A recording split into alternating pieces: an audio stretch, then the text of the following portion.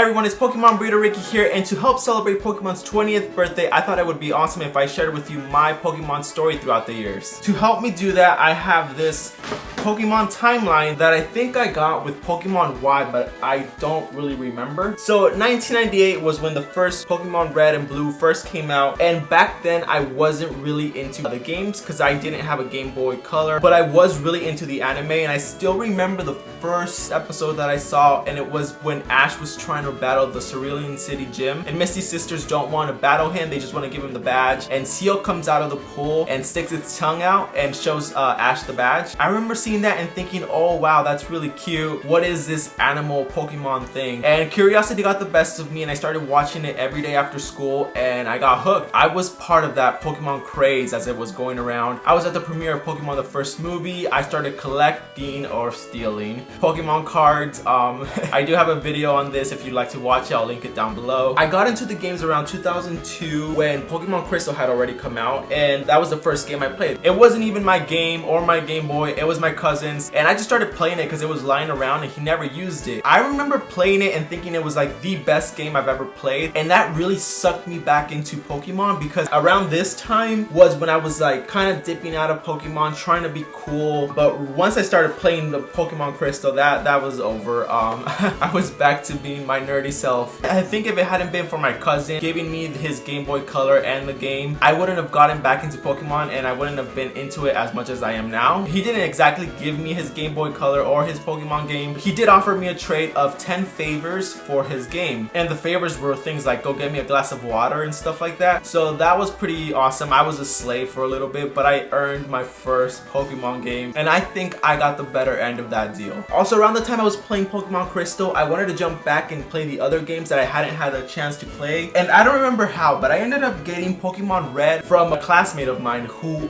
just gave it to me. As soon as 2003 came along and the games Ruby and Sapphire were released, I got those the very first day, and I still have my Ruby game right here. I can't play it because I do have a Nintendo DS. I remember playing this and thinking the graphics were amazing. I was just like, oh my god, this is such an improvement. I remember playing this all day, and the next day I wanted to ditch school and just play this game, and I was a good boy, I didn't ditch, but I wanted to ditch for this game. And then in 2004, Fire Red and Leaf Green were released, and I took that as my opportunity to jump back into Kanto, and I got Leaf Green. Playing this was awesome because I felt like I was catching up on the stuff I missed. In 2007, when Diamond and Pearl were released, I was kind of dipping back out of Pokemon around all this time. This was like my high school years. I still have Diamond, but I wasn't as crazy into Pokemon as I used to be. But if we jump over to 2010, when Soul Silver and Heart Gold were released, I was on it because, like I said, Pokemon Crystal was the first game I played, and this was just a remake of the second generation, and I knew I had to have it, so I did. I bought Soul Silver, and just like the first time I dipped out of Pokemon, the second generation came along and sucked me right back in. This game was amazing. I think it's still my favorite game. This was a game where Pokemon followed you around, and I thought that was just incredible. Like, I don't know why they don't bring that back. I love that my Pokemon could follow me around. I was such a nerd. And then in 2011, when Pokemon Black and White came out, I got Pokemon Black. I thought it was a good game, but I didn't really like that the past generation Pokemons weren't present in this one. But then I think they fixed it here in 2012, and I did get White too. And then in 2013 was when Pokemon X and Y were released, and I got Pokemon Y. The graphics were amazing. Then in the next year, Omega Ruby and Alpha Sapphire came out. So as you can see, I stuck with Ruby. This game is just amazing. Like, the way everything was improved, the music. I guess it doesn't matter what age you are, but I don't know, Pokemon has a way of really reeling you in and keeping you there, and I